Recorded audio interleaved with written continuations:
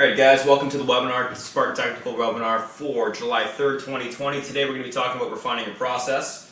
Something that we got to think about, and I do this kind of ongoing as I just, trade, reflect, etc. I just try to improve everything incrementally, that Kaizen approach I always kind of speak about as we continue to trade day to day. So we're going to go through that. If you guys haven't built an action, or not an action plan, but a kind of a trading plan for yourself, we're actually going through that today.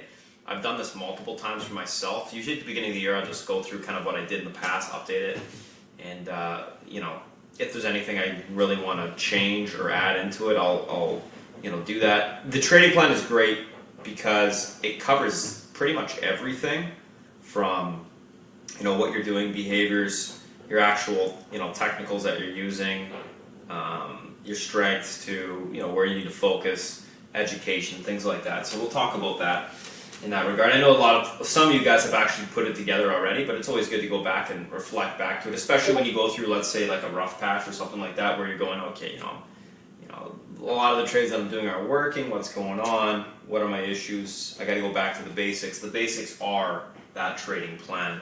It's going to change as well, as the market ultimately does change.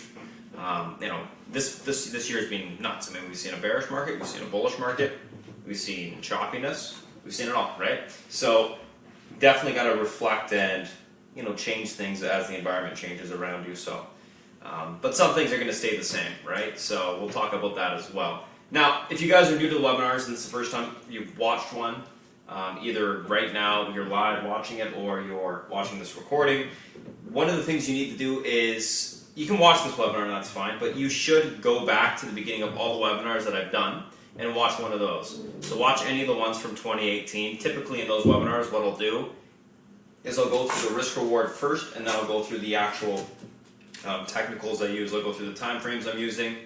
I'll go through the indicators I'm using on those time frames and how everything works together. It's imperative to understand those things before diving into the more technical webinars, because everything is built and builds off of those things. I only cover them in those beginning webinars, beginning of, I guess, 28, or the first ones from 2018 that I posted. And then the rest, I kind of just skip that part and just dive right into the topics, because, it's kind of a waste of time to continuously go back and redo that. So, without further ado, let's kind of dive in. So, refining your process, why going over this? Because, like I said, the market's a little bit different than what it was. You have to change, and we got to know what we're doing. And I've talked to a lot of traders recently where there's really nothing figured out, and it kind of blows my mind. I give you guys so much information in chat, in both chats, in regards to what you should develop in terms of rules, certain things that you should have figured out before you start trading. Yeah, I still see a lot of traders not put these things in place, and the issue with that is obviously, the issue with that is you're not really operating with any parameters. You have no really criteria to know whether you're doing the right stuff or the wrong stuff.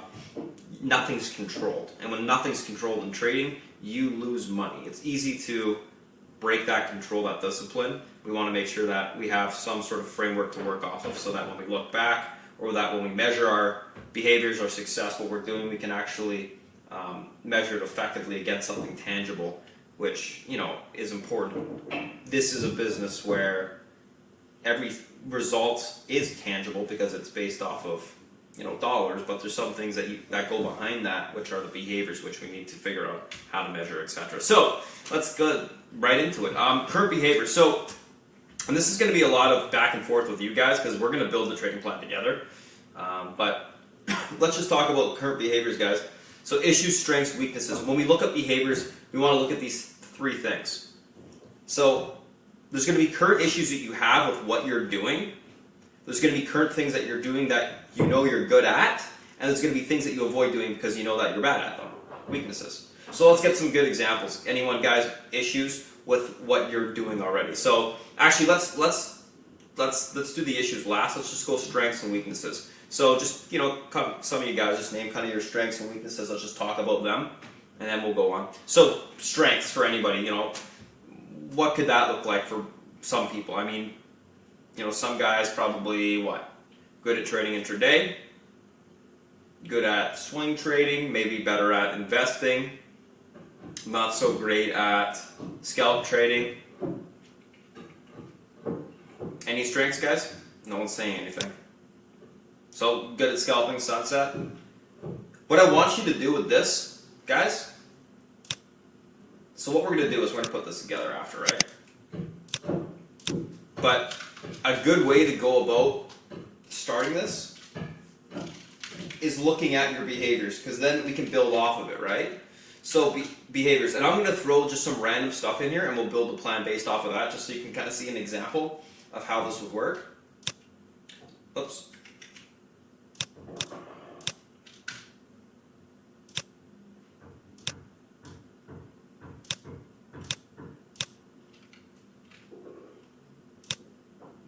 Figure that out later.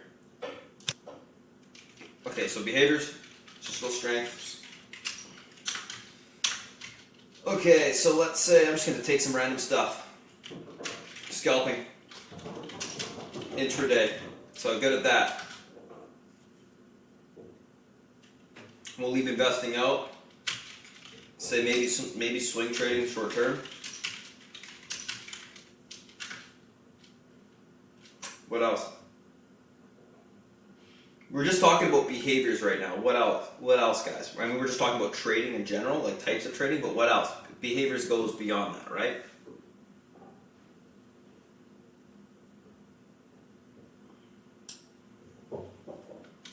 Okay, say long.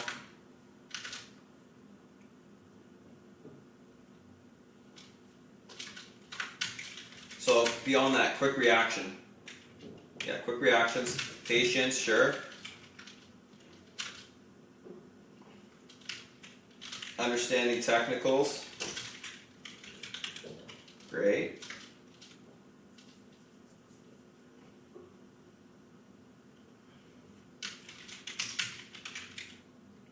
Idea generation, etc., etc. Okay, so here's some strengths. And this is what you got to do with yourself, right? You just got to think of these things. So let's say this individual scalp trading, or scalping intraday, swing trading short term, trading on the long side, quick reactions. So, better at taking money quicker. Patience, understanding technicals, idea generation. Let's go with some weaknesses here. So weaknesses, I mean, we can kind of go on the opposite side of this, right? Intraday trades.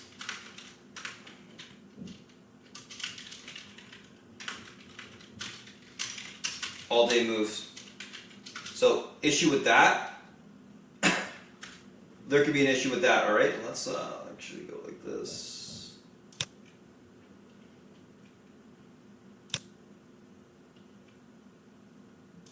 Let's do this.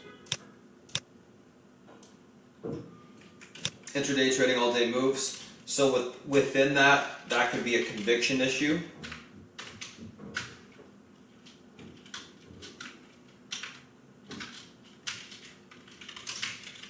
So cutting winners off, right? What else? Emotions? Sure. Let's go FOMO. Fear of missing out. Not waiting for confirmation. Confirmation could be an issue, sure. What else? Discipline. I think no one's really said that, but that's important. Poor entry exit. Well, if you're good at patience, you're probably good at that. Scaling in.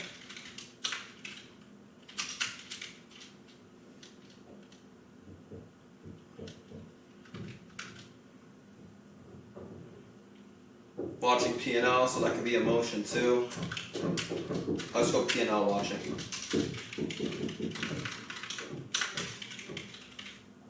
Chasing? Sure, chasing. Okay, so some issues, some strengths, or some weaknesses, some strengths, right? Now, issues is a little bit different because issues is within what you're actually doing that you're good at. So think of some issues with some of these strengths that you could have, right?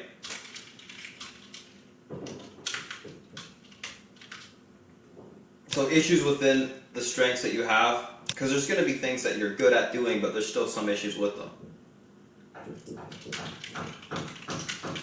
So gambler mentality, I like that. So basically, not always considering risk reward,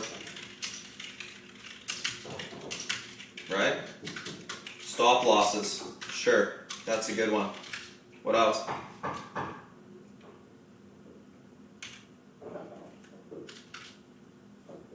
Micromanaging.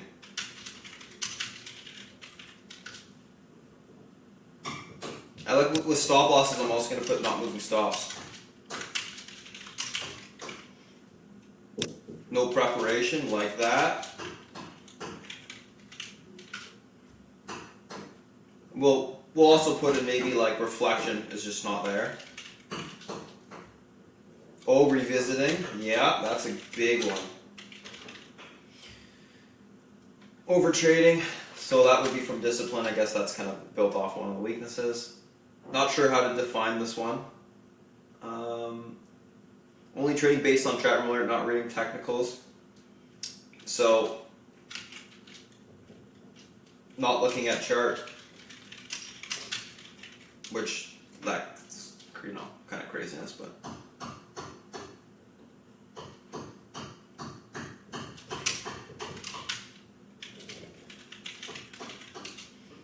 Not looking at charts. So this could be accountability too, guys, because if you're just, trying to do something without actually considering, maybe you probably have an accountability issue, right? Fear of taking the trade, which means we miss a big winner. Fear of taking a trade, which means we miss a big winner. So you don't want to take anything because you're scared that you might miss something. That's weird, but I understand it.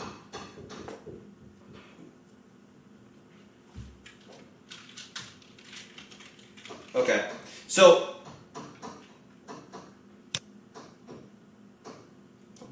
a good thing to be doing, guys, is getting a list of these actual things that you're good and you're bad at, and be honest with yourself. Like, you're going to be building this plan for yourself. You can have me look at it later, but it's really going to be for you. So, strengths, what are you actually good at? And if you don't know what you're good at, there's certain tools we can use to figure that out, like using the journal, to figure out the strengths and weaknesses.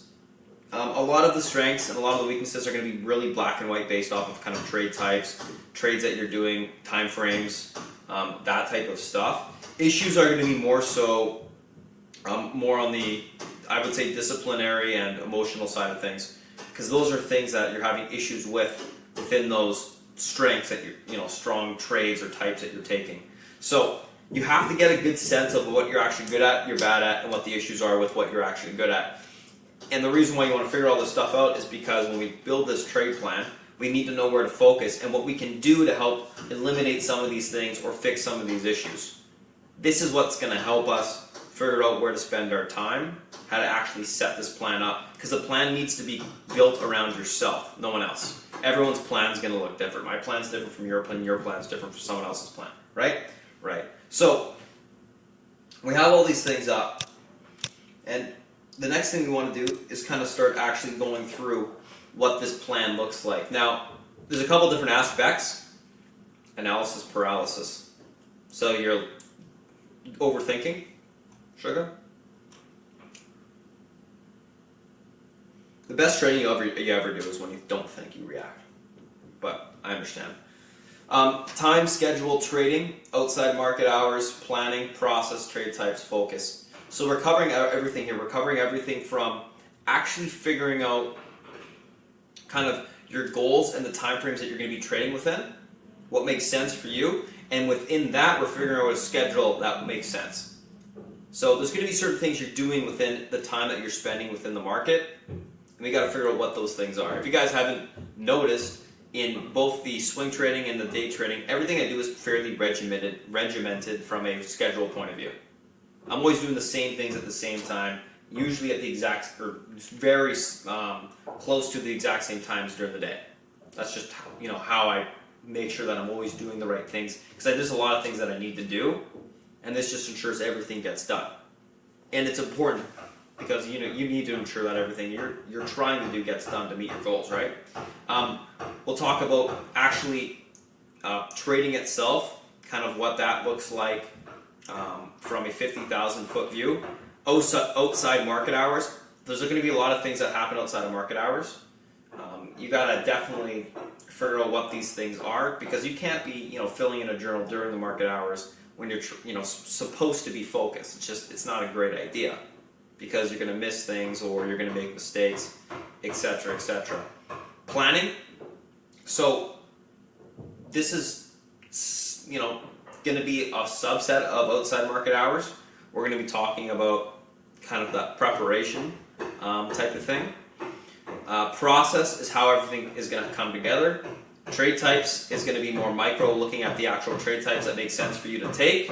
And then focus is going to be just generally which areas you need to start focusing on first in order to meet your goals. Now, that's going to depend on a lot with your issues, kind of what's actually going on in that regard. So let's kind of just dive into this right now, guys. I'm going to bring up that little spreadsheet again. And what I'm going to do is I'm going to save this, and I'm actually going to upload it into the Discord for the education side, so that you guys have the template. And you can kind of just delete things and go off it. It's going to make it a lot faster for you guys. So let's talk about, where's the zoom in? There she is. Okay, so I'm going to make this, I'm actually going to go like this. Put that on a new page. Let's make this the title. Alright, let's dive into it. Alright, it's got to be there. So, timing standpoint. So, based off of what we're talking about here, sorry guys, there's someone like hammering something. I know you guys can hear it. Just try to ignore it. It's like literally the worst timing, so it's not going on earlier. But okay.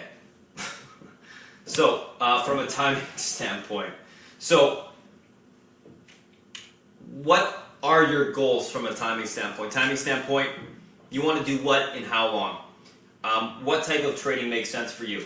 So from a timing standpoint, let's say I am this individual, scalping intraday, swing trading short term.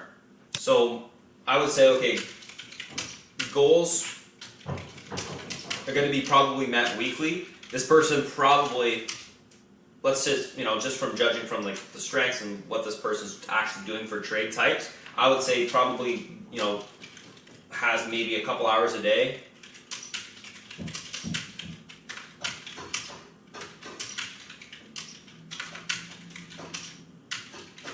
So has probably 2-3 hours a day, works another job. So let's just call it, and let's dive into that a little bit more. 2 hours in the morning,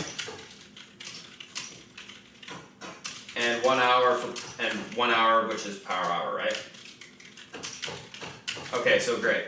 Basically, we're there for, let's say, 30 minutes before the market opens, then an hour and a half after market opens, and then after that, you maybe come back during lunchtime and you trade for power hour. Great, okay. So, sorry, from a timing standpoint, we're talking about an intraday scalp trader, and then basically someone that's setting up swings for the next, couple days, either from the morning or at the end of the day. That's the type of trading that would make sense for him, and we'll talk about that in a second here. But from a timing standpoint, we can clearly see what time's available. Outside of market hours, let's say maybe, so outside of market hours, let's say, I don't know, 1 hour after dinner. Got another hour after dinner. So we're talking realistically a total of 4 hours to spend on this, spend on trading at any given point in time. And it would make sense to be, because of the time, to be more so scalp trading, to be more so swing trading short term, and to have goals to, if the goals are to be met weekly, you want to make X amount of dollars weekly, then, that makes sense as well. Having a goal for every single day, if you're going to be like this type of trader, would only really make sense if you're just focusing on scalp trading. Make X amount of dollars in the morning and then you're done for the day. But for this individual, I mean, this is what would make sense. So from a scheduling standpoint, what could this look like? So let's actually break down the schedule. So, and I'm going to go off of, I guess I'll go off of Eastern time, right? That makes the most sense.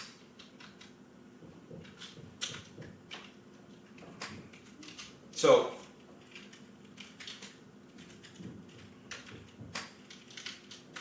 let's go, I guess 9.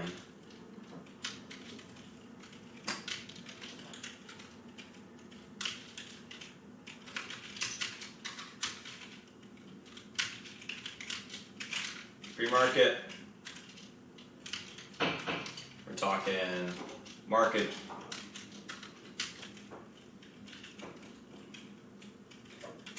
oops, I can't type today.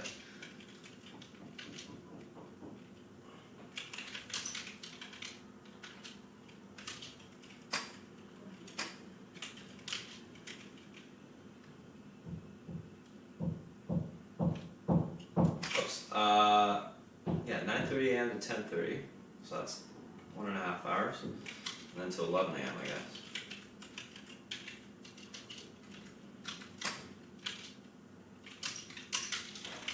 End of open session, and then obviously power hour, which is 3 to 4.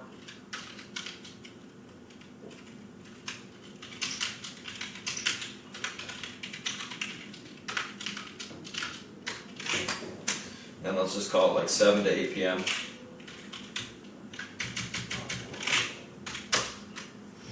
Now, it doesn't have to be as regimented, but it is a good idea to get a good sense of what you should be doing at certain times, just so that when you actually start to put the plan in place, you make sure that you're doing all the right behaviors and all the behaviors you set out to have done, so that you can meet your goals. Remember, it's always behaviors that come before goals, right? A goal can be to make $1,000 a day, but how does that actually get done? Well, certain things need to be done for you to meet that goal. So you can start at the goal if you want. I want to make $2,000 a week, okay, and I'm going to be scalp trading and swing trading short term, okay. So what do I need to do each day within each time to get that done? So easily 9 to 9:30 a.m. would be something like, I don't know, scanning, right? I should do it like this though.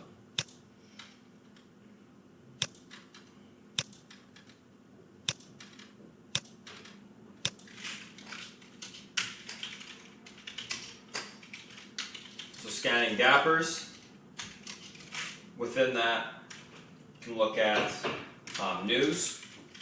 Within that, set up charts, which would be drawing levels, yeah. Within that, what else could you have, guys? Scanning gappers, news, reading some news, reading news. Set up charts, anything else?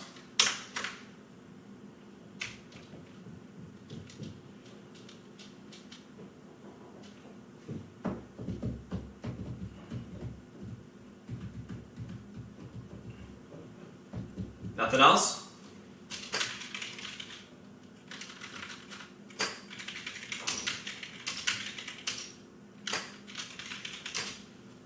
I think a good one is quick reflective or last day's journal. So reading over what you wrote last day. If you had issues last day, it's a good idea to remind yourself of those issues right in the morning. Read rules? Sure. I may not have time for all this stuff, but these are some things that you can think about. And then within this, you can get it a little bit more nitty gritty. So within scanning gappers, what does that actually look like? Stretching, yeah, sure. Getting a glass of, I like to grab like a glass of water right before the market opens and do weird things like that, but it just gets me in the zone. So basically your focus in the morning is getting in the zone, right?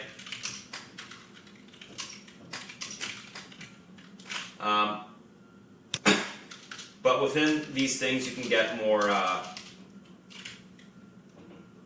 nitty gritty, so you can get more specific. And I think it's a good idea, like within, so for instance, let's just do one. So set up charts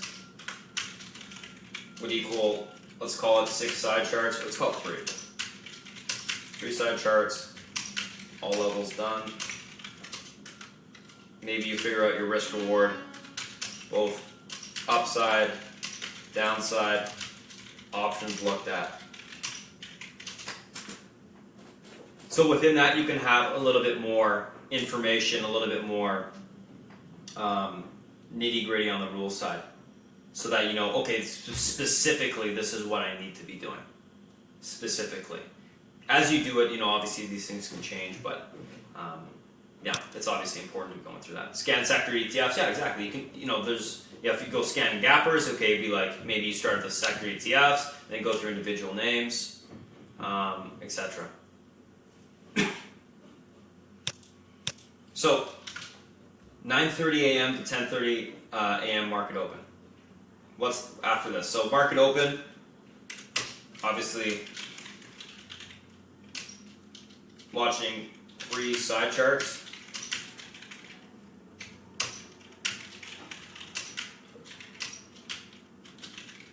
Maybe you're trading off the pivots.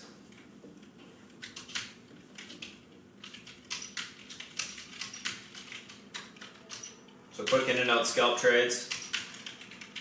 Let's call it like a goal of $200 or $300 in the morning. Make it like, you know, a small amount. Let's call it 250 to 300.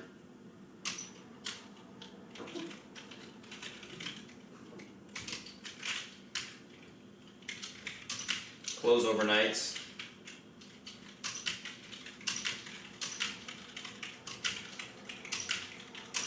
Adjust stops on swings, closing short-term swings. Anything else?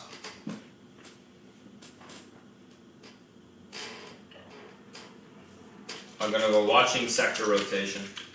You know, because this is a scalp trader.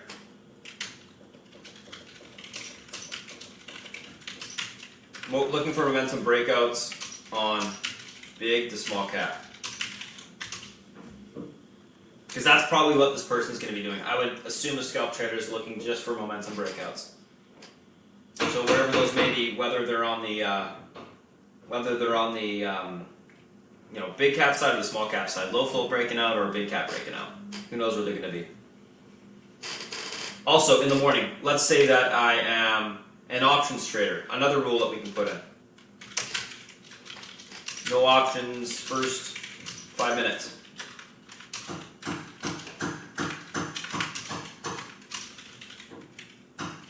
First 5 minutes, no options. Equity traded entire time. So little things like this. Little specific things that you should and should not be doing within these time frames. Okay, so 10:30 a.m. to 11 a.m. What does that look like? What do you think that should look like, guys? So now this person's got to leave and go to their job. Or leave and they can't watch the market anymore.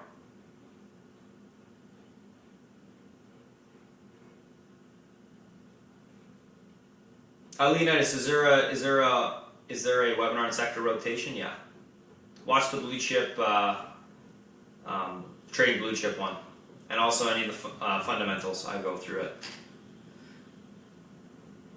It's trailing stops, okay.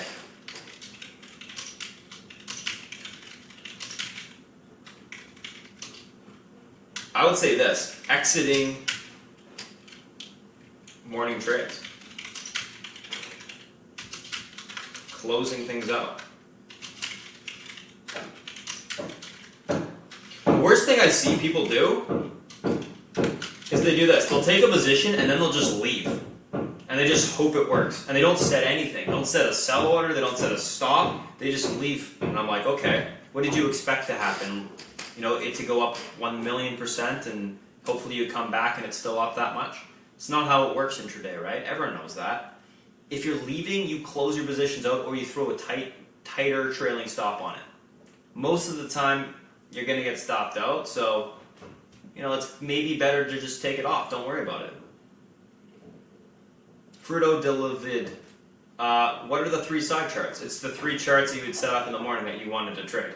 This is just an example. I gave you 6 trades in the morning in live chat. Maybe you only want to take 3 of them because it only makes sense for you to focus on 3.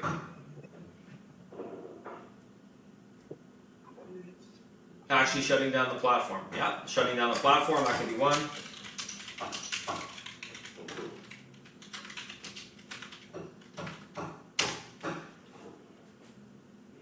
This is a huge issue for you, Spartan. Sunset, it's such an easy way to solve it though. What's the way to solve this issue? Literally don't take any trades if you're leaving. Right? It doesn't make any sense to do it, so don't do it. It's not like it's a hard thing to break. Anything else, guys? Putting on trailing stops, exiting morning trades, closing up positions, shut down platform. Set alerts, sure. Good. 3 to 4 p.m. power hour. All right. What else here?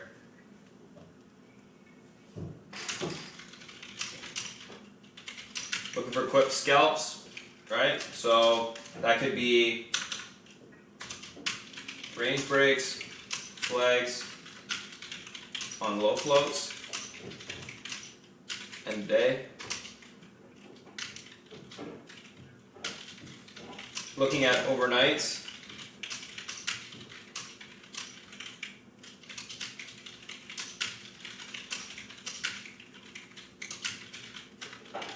Making notes of the largest movers for the day.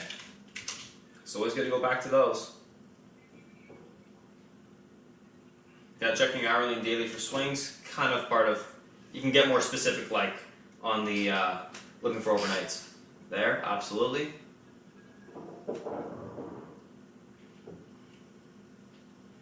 Scaling the starters on swings, yep. So basically it's kind of, end of the day focus, which is mainly we're looking for, okay, what's going to be happening the next day, what's closing with strength, making notes of what actually happened that day for the next day. And we should actually add that to the morning in the pre-market section. Review last day's notes. Okay. Oh, close any positions not planning to swing. Yeah.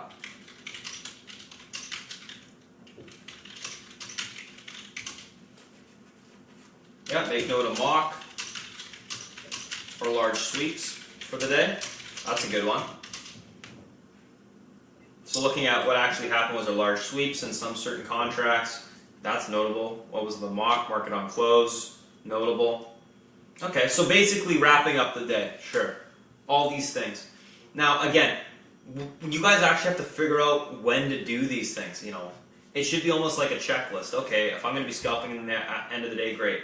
I also should be closing out my trades at the end of the day, check mark. Am I recording and figuring out what I'm actually planning to swing? If anything, check mark, yes.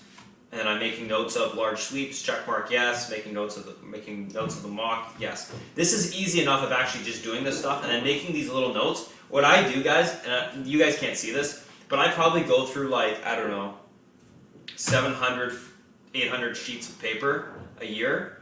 I have a piece of paper always in front of me at the beginning of the day, and I'm writing shit down all day on it. Sometimes I'll carry the same sheet over to the next day, and I'll continue on that sheet. Most of the times I'll just have it beside the new sheet, and then at the end of that, if I think there's something notable for the week, I'll have that written down and I'll keep it, and I'll throw everything else out. And I like to have it written in front of me because it's just quick. I'm typing whatever, and I can just write stuff down. So there's always this, right now in front of me, I can see from Thursday, I probably have 20 tickers written down, and then I got little things written on top of those tickers. So I just have little notes that I just keep on. Watch this, that, this. And I'm the type of individual where if I write something down, I'll just remember it. So I don't really need to look at the paper, but that's just how my brain works. Maybe you need to refer back to something. So good idea to have something that you can just make a quick little note on. What size is considered a low float? Below 10 million, I'd say. Actually below 20 million float. Obviously as it gets lower and lower, they become micro floats. So, anyways, going on to the next.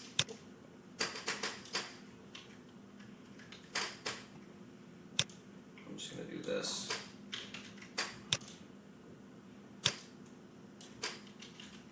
Oops. Okay, so 7 p.m. to 8 p.m. So, end of the day, what do you think we're doing here? Kind of obvious, right? Journal, reflection, review after hours.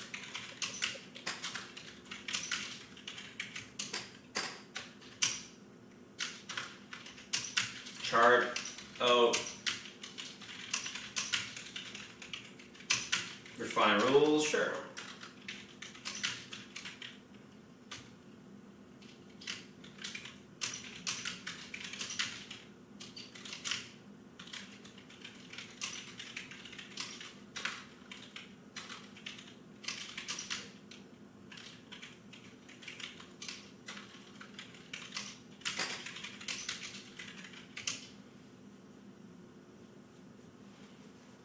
So,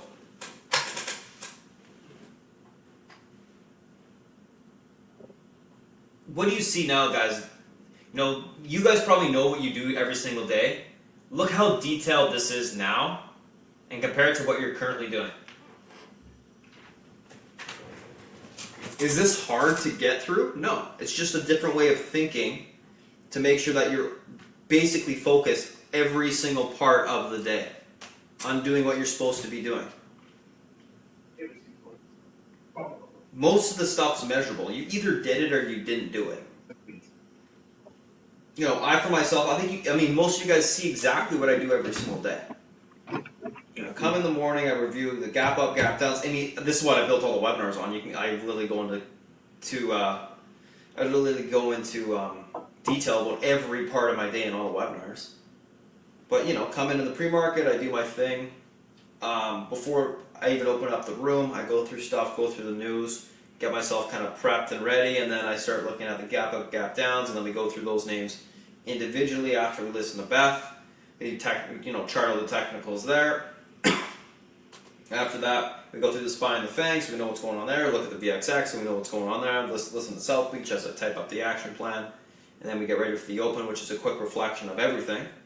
And then right before the open, that's right before the open, then the open starts, and I'm watching those names, the 6 charts, plus I'm looking at all my alerts that are getting triggered and seeing if there's any momentum names I'd like to take. I'm also watching every single sector, and I'm flipping through different ETFs to see where the money's rotating, watching the SPY, watching tech, watching industrial names, etc.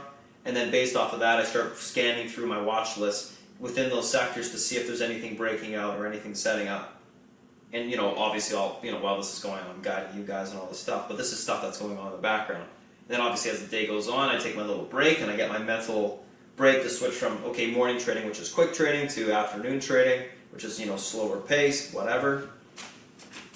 And then, as we're trading intraday, I'm scanning through a shitload of charts. I probably go through 1,000 every day, maybe less, maybe more. I don't know. But I'm just whipping through watch lists and just looking at basically just a ton of different things to find if there's flags, range breaks, whatever. And then we're guiding through those. And while that's going on, I'm watching option sweeps, etc. Watching the news wire to see if anything's coming out there. So the day's basically really focused on intraday trading. Within this, guys, I'm also looking at swing trades. So when I'm scanning through stuff, I'm not looking at just the intraday charts. I'm looking at the daily and the hourly for the swing chat as well, right? I'm trying to find opportunities that make sense both, because I'll just look at a chart and I go, okay, there's a nice swing there, or there's a nice intraday trade there, and then I'm going to present it to either the group or whichever group it makes the most sense to if I want to take a trade. End of the day, you guys know I do my calls and stuff like that. While I'm doing my calls, and I told a lot of people this, I'm literally filling out my journal most of the time. I try to do it within the first 15 minutes after the close, because that's kind of my time, and I'll try to quickly do the journal, look at what's going on, look what I did yesterday, and then kind of maybe make a note for tomorrow. I do my journal every day, by the way. I've been doing it forever. And then do those calls, and then after the calls are done, I'm pretty much just in and out of charting the rest of the day. the amount of time I spend in front of the screen is kind of ridiculous, but anywho, after hours I'm pretty much charting the entire rest of the day. I take a little bit of a break, obviously eat dinner, and then do a little bit more charting, and then I'm just answering people's questions. I'm literally looking at probably charts until I go to bed every day, but it is what it is. It's the nature of what I'm doing. So my day's full, and within my day I'm doing all these different little things, and I have to make sure things are getting done. If you want more specifics of what I'm doing intraday, like at like 10:30 a.m. every single day my time, I look at what's reporting earnings after hours at that time every single day. So there's certain things that I'm trying to do at certain times. Obviously, if I miss it, then I'll try to get to it as quickly as I can. But this just ensures everything that you're trying to do gets done. Anything that you think was going to help fix these issues and help you focus on your strengths, make sure to plan for it. So you should plan for it. Please elaborate more on switching mindset during the day. Yeah, just take a break. Whenever you walk away from the screen, you break the mindset that you're in. You break your focus. When you come back, you'll be thinking differently. This is why I say, whenever you come off of a large loss or you make a mistake intraday, always good to take a 5 to 10 minute break and then come back. Clear your head. Because if you don't, you'll start just automatically revenge trading and the emotion's going to take over. In the morning, it's just, in the morning it's fast, right? Boom, boom, boom, boom, boom, boom. In, out. Morning trading is based off of different technicals than it is intraday for the most part.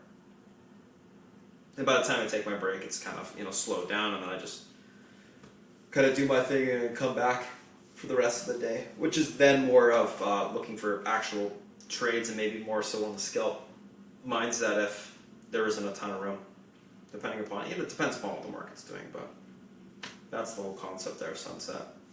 So anyways, second part of the trade plan, guys, just break it out. Break it down.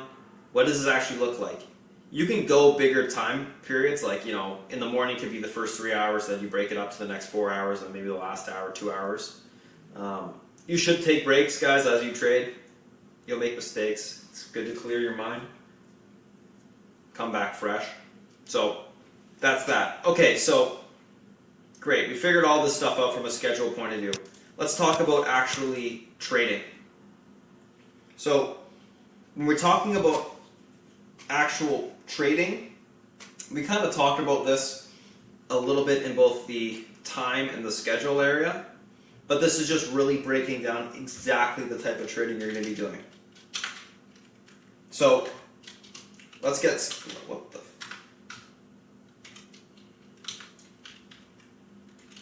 let's get whatever, I'll just leave it like that. I don't want that thing to stop. There you go. Control B.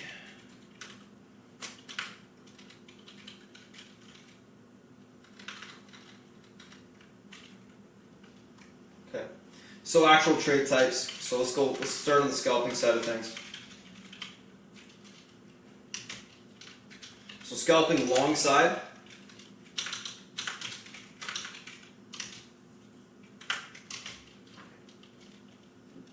Let's talk about the actual definition of what this person is looking at for a scalp trade.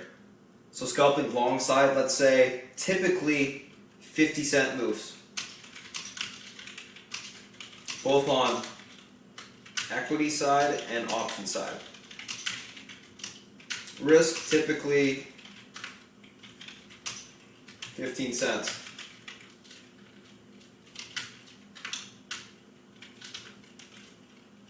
One half to full size.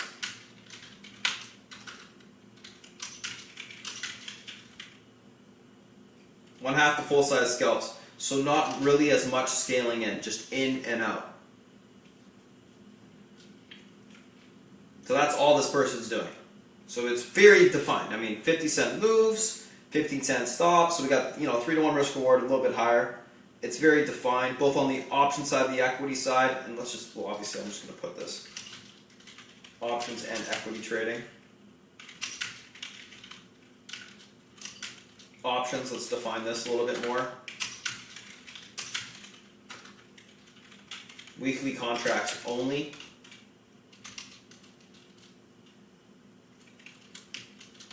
Let's just define it a little bit more. No ETFs.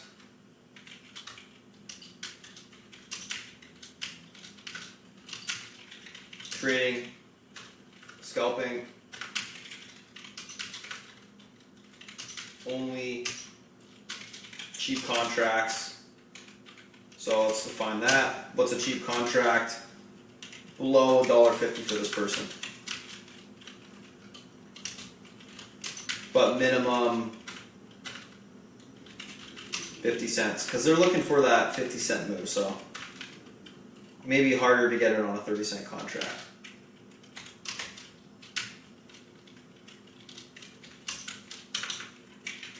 Only trading out of the money contracts.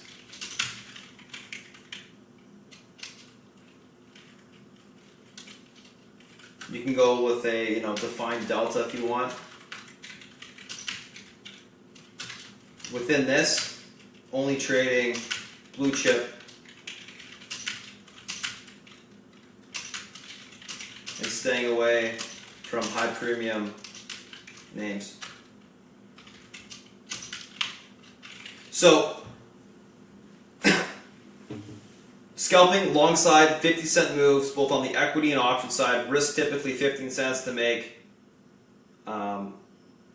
50 obviously. One half the full size scalp, so they're just really scalps.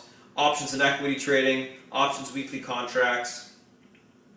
Scalping only cheap contracts, 150, but minimum 50 cents. Only trading on money contracts, defined delta. Only trading blue chip names and staying away from high premium names.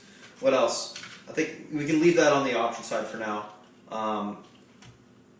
because this is for scalping, right? And we'll talk about the swings.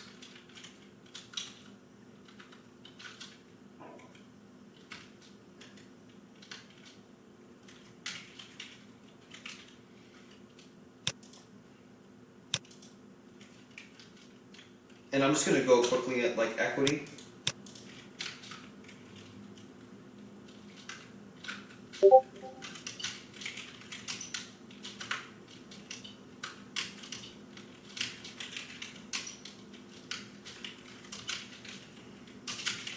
Maybe if you're trading low to mid cap names, below $30. And that's pretty, simple.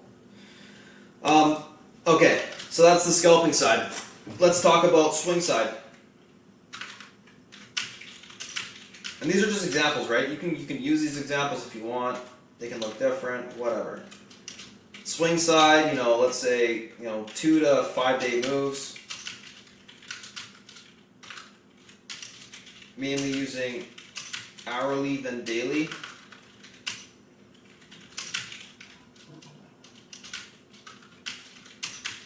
Define setups. Risking 1.5 points to make 4.5 points on average.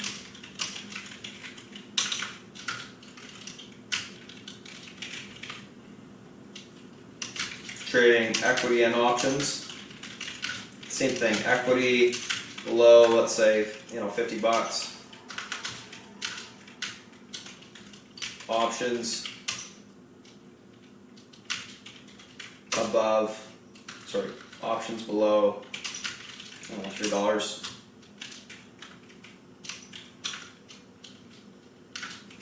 Options 1 month out minimum. So no weekly contracts. What else?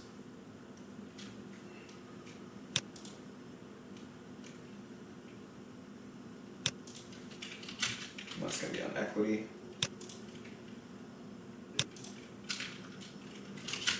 Go options risking 1 to make 3.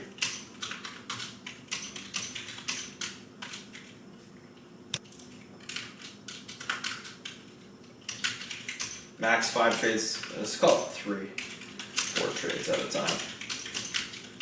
And then max 2 trades at a time up here.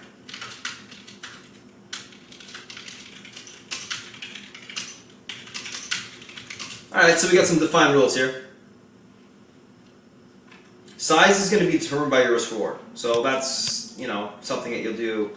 That's going to be the planning part of it. But yeah, trading, this is more so of the specifics of exactly what you're trading and what makes sense for you.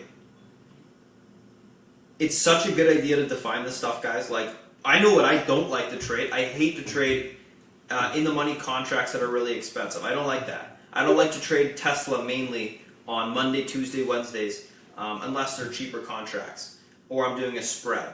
I don't typically like to trade, contracts like Amazon because they're so expensive for an intra-week trade.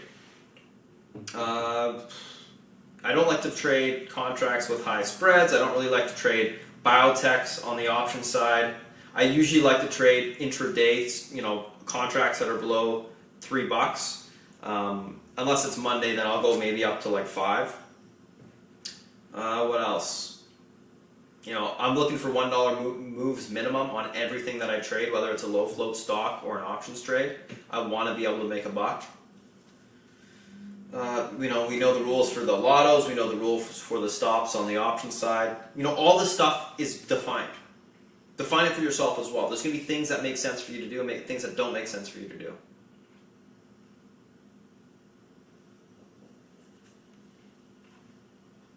So that's that. Outside market hours. So getting more specific outside market hours, this is a good idea because this is where a lot of the back-end work's going to work, or back-end work is going to go in. Undo automatic bullet points. Yes. So what should happen outside market hours? Reflection and adjustment. So, filling in the journal, right?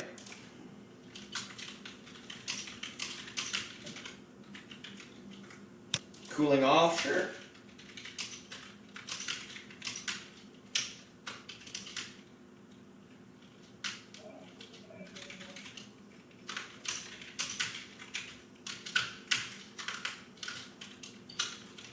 Education.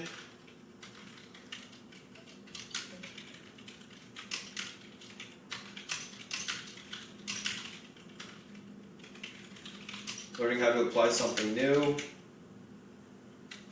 Reading the news. Sure.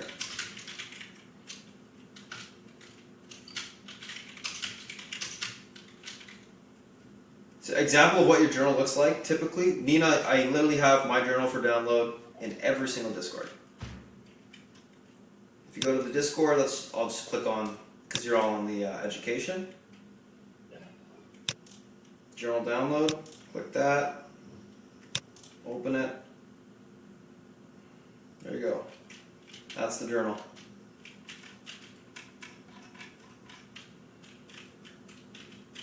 So this is for download for everyone, guys. This is the actual, the template that I give you. So it has all the months, and you can just delete this. These are just like examples of how to fill it out. We'll talk about how to fill out the journal later on, but yeah, it's all for download there.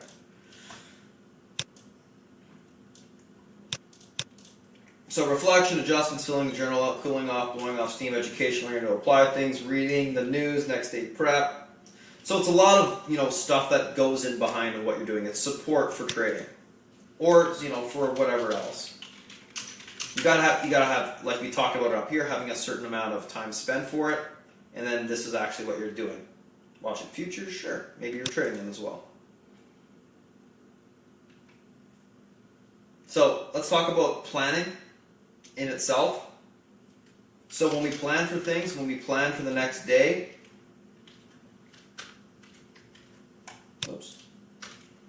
because this is a big part of actually trading, what does this actually look like? So going through charts and setting alerts at specific areas on trade types that make sense for you.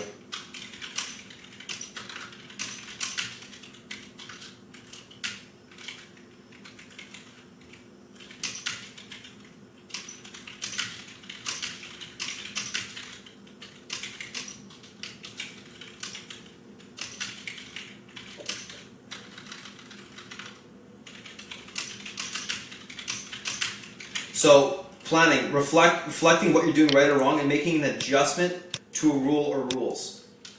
Let's talk about some examples here, i.e. max risk changing, max trades changing, trade types changing,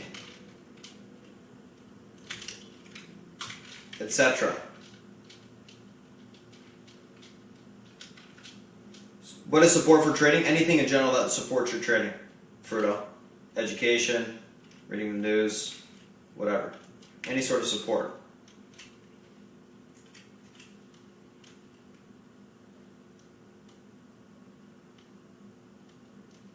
Finney, I often find great setups while journaling because perhaps I was a day early on a breakup, but the next day I want to keep in focus. Absolutely, it's fantastic, yeah. I find a lot of times I'll have the same side chart up maybe 1 day, 2 days, just same sort of concept. Anything else for planning, guys? I mean, it's pretty basic. We've kind of covered this a little bit already, but I want to just talk about specifically what we're planning for.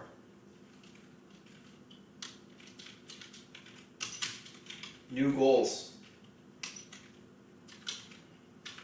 or adjustment to goals. Maybe you're planning on going full time.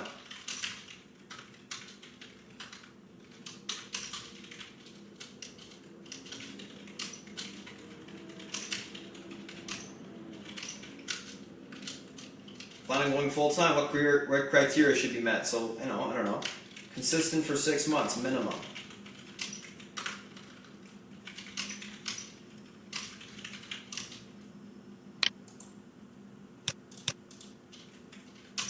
Rules in check.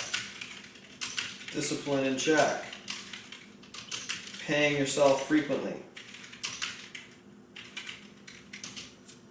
You gotta make sure, if you're gonna be, if you have a plan to do something, actually plan for it. Sit down and figure it out. What do you want? What's your plan? What do you actually want to get from this? Do you want to go full time? Do you want to do something else? Do you want to manage money? Do you want to, just do this as a side gig and make X amount of dollars? Do you want to take money from this and invest it in other things? Maybe real estate or small business you want to start? I don't know. I have no idea what that looks like, but plan for it, right? What do you need to see from trading in order to meet some sort of goal in your plan or for it to make sense within your plan, right? I don't know. It's up to you. Process.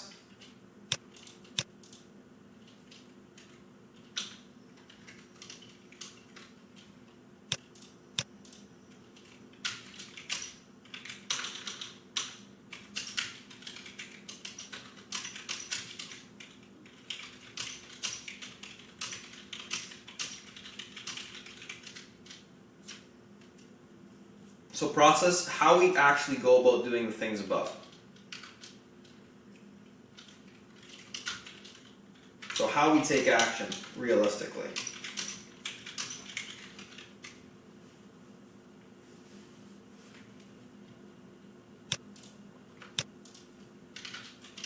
So it's going to be the actual behaviors .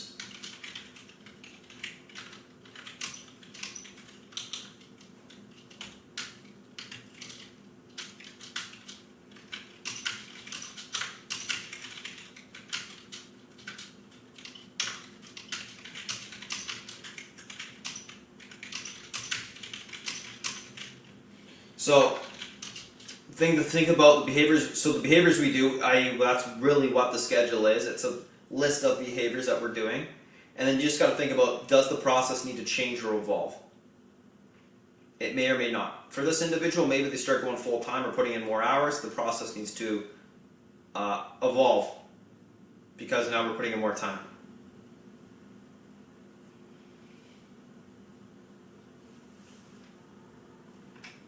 Trade types, again, more nitty gritty. What are the actual trade types that we're taking? And this is, we'll cover this in the journal a little bit more, but let's talk about it.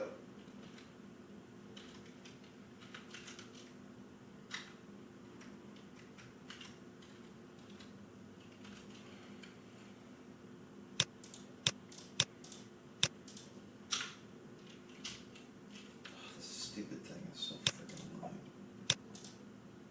There you go.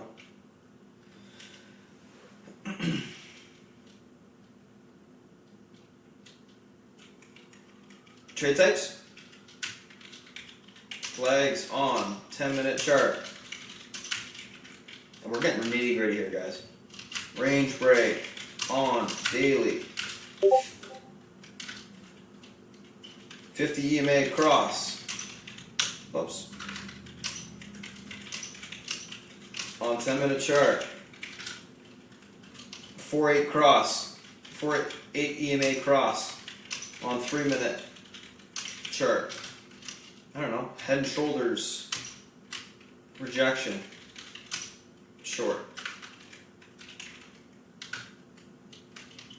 All-time high. Swing. Breakout. Long.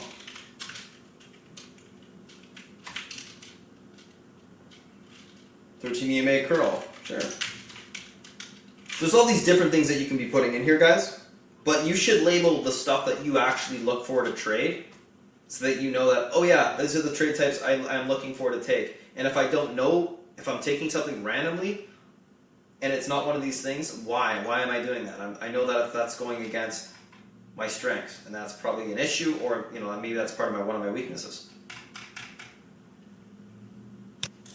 So make sure that you work on that type of thing. Once you define your trade types, it's a little bit easier to actually follow along with what you're supposed to be doing. How can you follow rules if you don't know what the rules are, right? I don't know what the rules are. Well, how do you know if you're doing the right or wrong stuff? You don't. Define it. Define what these things look like. Focus. So what I mean by focus here, guys, is where you should focus first. What area will have the biggest impact on your bottom line?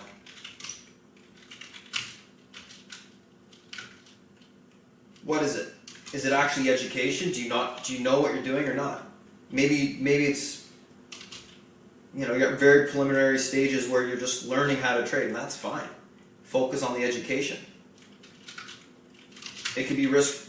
Whenever I talk to traders, guys, anyone that's having issues with profitability, 99% of the time it's risk-reward based.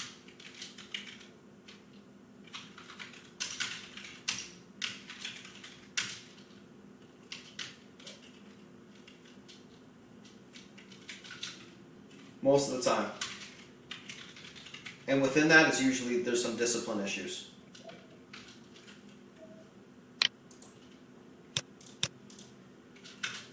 The next thing I usually see is probability of successful trade. And within that, usually it has to do with the trade types. Eliminate the bad. Or confirmation. Or patience.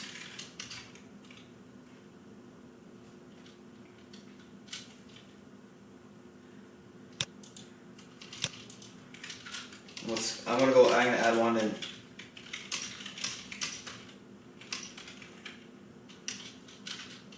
With risk reward scaling in and out, discipline, sizing.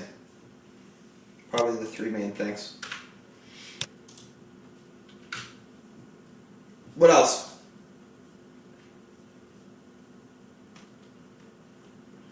Okay, well, so let's say that you're actually profitable. You're a profitable trader, you're making money, but you want to make more.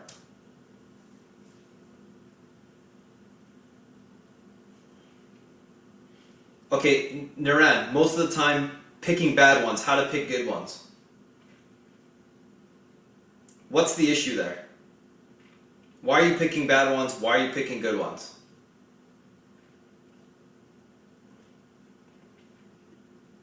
You're picking bad ones because what?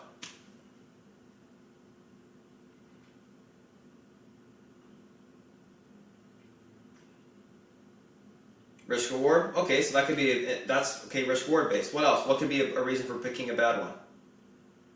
No preparation, so you don't really know why you're trading it. Sure, revisiting it. So maybe it's risk reward based. Maybe it's just because probably risk reward based. Yeah.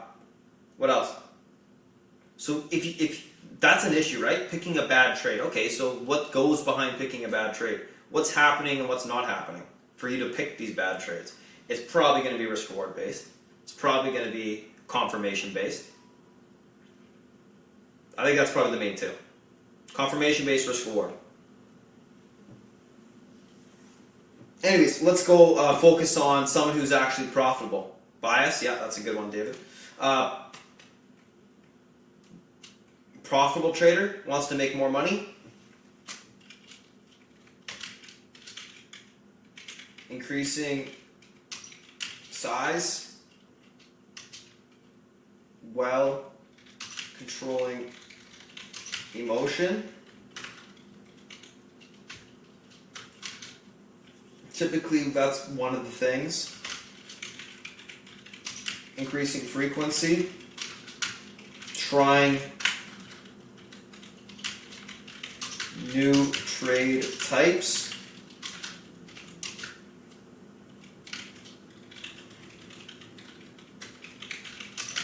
Compounding the account. Conviction on winners. Rolling winners. So the reason why I want to lay out this stuff on the focus side is once you've worked all this shit out, we need to know where we actually need to focus on first. What is my goal? And how do I get there the fastest? What is going to give me the biggest impact, to give me positive results in regards to that goal? In regards to that goal. So whenever I talk to people, I always try to prioritize what they should work on first. I talked to someone yesterday and I said, okay, first thing you need to work on is, first and foremost, your risk reward, because that's the biggest issue. Controlling the risk, not on an intraday perspective, but on a day-to-day perspective. What they were doing is they had their risk reward figured out per trade, but they didn't have the risk reward controlled per day. So, does it really matter? No, you could take 1,000 trades in a day, and you could have, 800 that didn't work and 200 that worked. If you continue just to trade and trade and trade and continue to take losses, your max loss per day is going to be bigger than what your max winners per day are going to be. Your max win a day is going to be. So you got to think about risk reward both on a trade perspective, but on a daily perspective. If your goal is to make $1,000 a day, well, wouldn't it make sense for your max risk for the day to be around like 300, 350 then? Absolutely. Whenever I get to the stage of burn myself, Spartan, whatever the stage is, increasing the amount of money you're trying to make. So what your goal is, what you should do, Sunset, is when you get to that point, you just be consistent for a while at that area, build the base up, and then once you have some money and some nice cushion, then we start to look at increasing it gradually.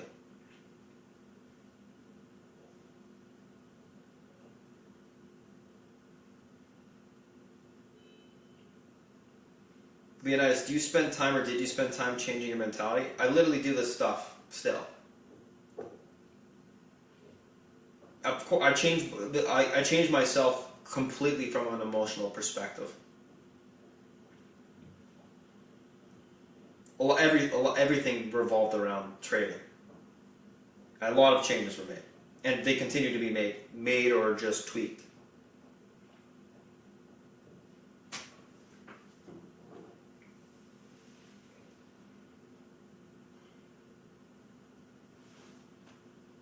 And by the time you're profitable, you need that less and less of confidence. I'm never not confident in a trade. I'm confident in every single thing that I do. Because I know if I just apply this stuff, I'm consistent, so. That's it. If I know the math behind it, I know my process, I know the probabilities behind it, then, I should be confident in it. Because confidence will come. Confidence and consistency, go hand in hand. I wouldn't even say that I'm confident. I just do what I do. But anywho's, so like I said, focus, guys. We gotta, once we figure all this stuff out, then it's a matter of prioritizing where we need to spend time first. And like I said, most of the time it's risk reward, and then it's probably probability of success. For the guys that are trying to make more money, it's usually increasing size while controlling emotion. Frequency, I would say. New trade types, I would say. Compounding the account, yes. And then conviction on winners, I would say maybe tied with increasing size. Because most of the time, you'll just make a lot more money if you just held something a little bit longer. Like the amount of guys that messaged me on yesterday going, you know, oh, I cut Tesla off on Wednesday. And I was like, oh man, like I literally told you, I think it's going here and it closed out strong. They're like, yeah, I know, but I'm like, okay, well, that's fine. But next time, maybe roll something or do a spread or, you know, something. Anywho, so, you know, we talked about the stuff. We talked about building up. I'm going to actually save this just in case. Let's call it.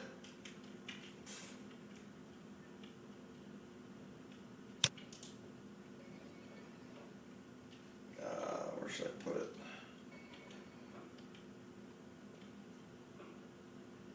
Where's my desktop?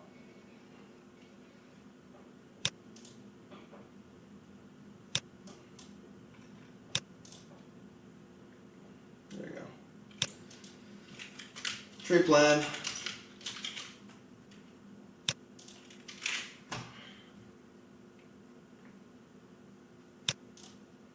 And I'll post that in the thing, the Discord, guys.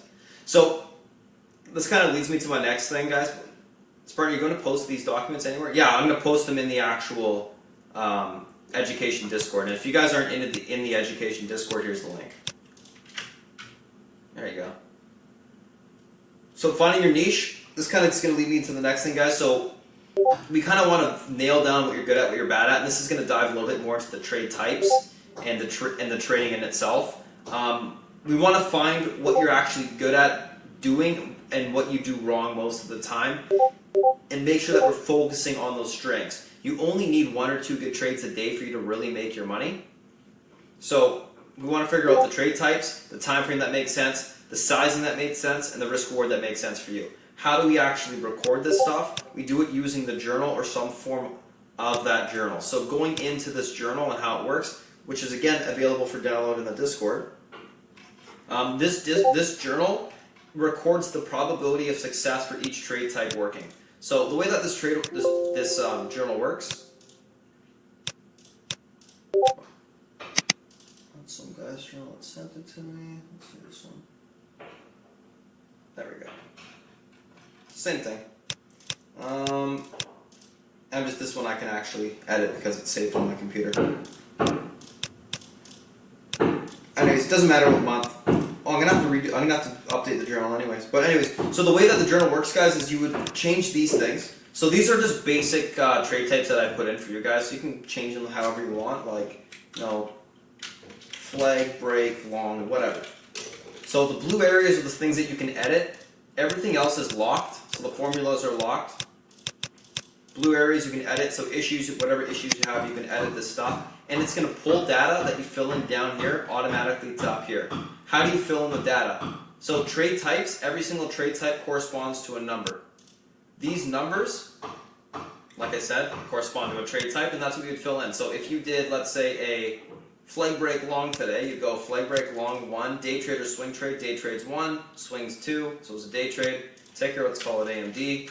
Type of trade, so LS long stock, SS short stock, LO long options, SO short option. So I basically say, you know, if short option would be like a put option, right? So let's just say I did AMD, I did put options on it, and I made, I don't know, $150. And my issue on that one was let's see, maybe money left on the table, not selling into target, so I sold it a little bit too early. So it's going to pull all the data from all these trade types here, and what I would do as well, guys, is make sure you separate your days. So make sure that you're putting, you know, just leave a space and do the next day. And what I like to do is I like to just, you know, sum each day. so I know where I'm at for the day, right? And this will automatically pull all the data from that area of all the days summed up. So it's going to give you what you have for the month. It's also going to tell you, like I said, the probability of success per trade type, which tells you what you're good at, what you're bad at. We're also going to see whether you're better at going long, short, you're better at trading calls or puts. You're going to see your failure and success rate and win percentage for day trading and swing trading. So what time frame you're better at operating within. You're going to see your overall win rate as well. Issues, you're going to see what your issues are, how many times you do those issues, and then how much money those issues actually cost you. So in this case, let's say I didn't do stops. No stops have cost me $12,300. Negative $12,300. So a lot of money. Right? So you go, okay, that's an issue I definitely need to focus on. You're going to see your success rate for trading equity. You'll see your success rate for trading options, P&L on both. You'll see your risk reward on both. You'll see your overall risk reward here, which we want it to be over, at least over 1. You're going to see your largest loss, your largest win, your best day, and your worst day, and those are kind of just little fun ones that I like to look at. And then you'll see your overall win ratio as well. So by looking at this, we got a good sense of what you're good at, what you're bad at. So you get to figure out what your niche is here. We figure out what issues cost you the most money, we figure out what your actual risk reward is, and we figure out what your overall win percentage is. Whenever I have a trader with an issue, I always say, send me your journal, and I can tell them pretty quickly what the hell's going on and where they need focus. So use these journals, guys, because they actually give you such good information. It's freaking awesome. Awesome, awesome, awesome. Well, the best thing seems to be the know nothing about stuff.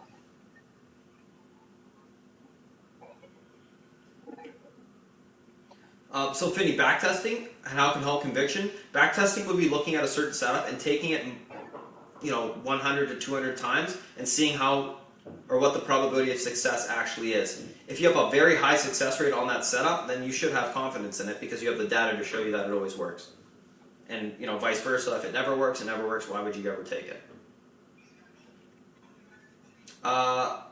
Mauricio, Spartan, is the data from the previous month supposed to be carried on to the next month? No. So, it can be. What I do is this. It should be, right? So what I do is this. I would just go like this. So summary of this month plus last month's. And there you go. You got it. So you literally just go sum this month plus last month. And then as you go on, it literally will add up the entire year.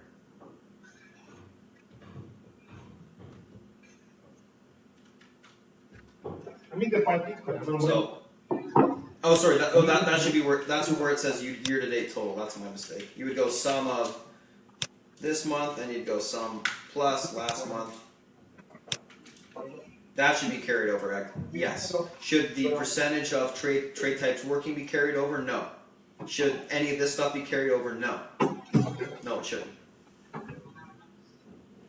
What you could do is and what I can do is when I redo this journal, I can go a year to date, and I'll have everything added up for the formulas, and we can have everything carried over. But what you want to be able to do is look at how each month you're changing. Because I guarantee you're not going to be the same trader you were at the end of this year as you were last year, at the beginning of last year, right? So it doesn't really make sense to look at that year to date until the end of the year. And it's more of I've come a long way. Looking at it from a month-to-month perspective, you go, market's changing, how can I change with it to do better? Fruto, what are the actual numbers of success and fail columns? These are trades that are green to trades that are red. They either worked or they didn't work. They either made money on a trade or it didn't make money. Spartan, where can I email you a personal risk reward profile? Spartan at spartantrading.com. This email right here.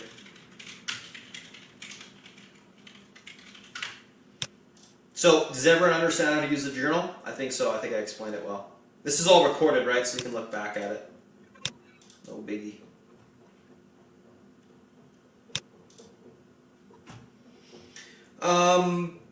So yeah, finding your niche. You use the journal to do so. It's pretty straightforward. I can help you. Just give me your journal.